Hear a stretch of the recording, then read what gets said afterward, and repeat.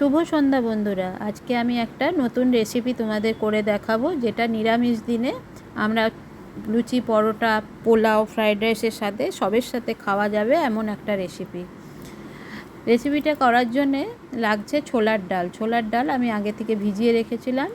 সেটাকে এবার মিক্সিং জারে কাঁচা লঙ্কা, আদা, নুন, মিষ্টি, জিরে, হিং সব দিয়ে একসাথে আমি পেস্ট করে নেব।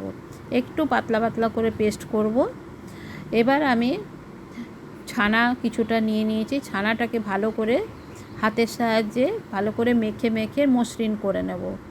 ভালো করে মাখানো হলে তাতে আমি নুন, মিষ্টি, কাঁচা লঙ্কা, চিলি ফ্লেক্স, গোলমরিচ গুঁড়ো আর ধনেপাতা দিয়ে ভালো করে মাখিয়ে নেব। এবার আমি এক ছোট্ট ছোট্ট বলের আকারে তৈরি করে নেব।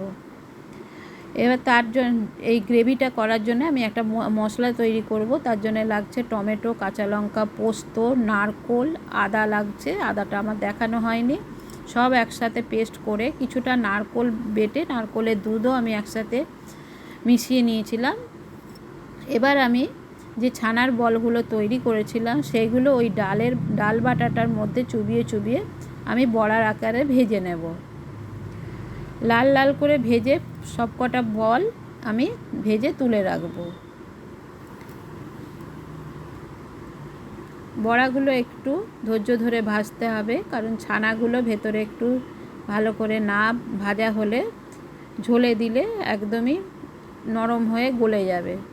তাই একটু ধৈর্য ধরে ভেজে নিতে হবে। তৈরি আমার বড়া ভাজা। এবার আমি গ্রেভিটা তৈরি করার জন্য ওই তেলের মধ্যে জিরে, শুকনো লঙ্কা আর গোটা গরম মশলা দিয়ে নিয়েছিলাম। দিয়ে একটু ভেজে এবার আমার পেস্ট করা যে মশলাটা সেটা দিয়ে দিলাম। দিয়ে আমি নুন, হলুদ, মিষ্টি দিয়ে ভালো করে মশলাটাকে কষাতে হবে। ভালো করে মশলাটা যখন কষানো হবে, যখন মশলা থেকে তেল ছেড়ে দেবে, তখন আমরা ওতে অল্প করে কিছুটা জল দিয়ে দেব। জলটা দেওয়ার পর হোলটা যখন ফুটে আসবে, তখন আমি একটু ঘি, গরম মশলা দিয়ে নেব আর কিছুটা ধনেপাতা ছিল সেটাও দিয়ে নেব। কারণ ওই বড়াগুলো দিলে বেশি নাড়ানো যাবে না, সেই জন্যে আমি আগে থেকে সব দিয়ে এবার আমি বড়াগুলো সব দিয়ে দেব। বড়াগুলো দেওয়ার পর ভালো করে যখন ফুটে আসবে, আমি তখন নামিয়ে নেব। বন্ধুরা, আজকের এই রেসিপিটা তোমাদের কেমন লাগলো এটা কমেন্ট করে জানাবে। এটা লাইক, শেয়ার, ফলো করে পাশে থাকার অনুরোধ রইল।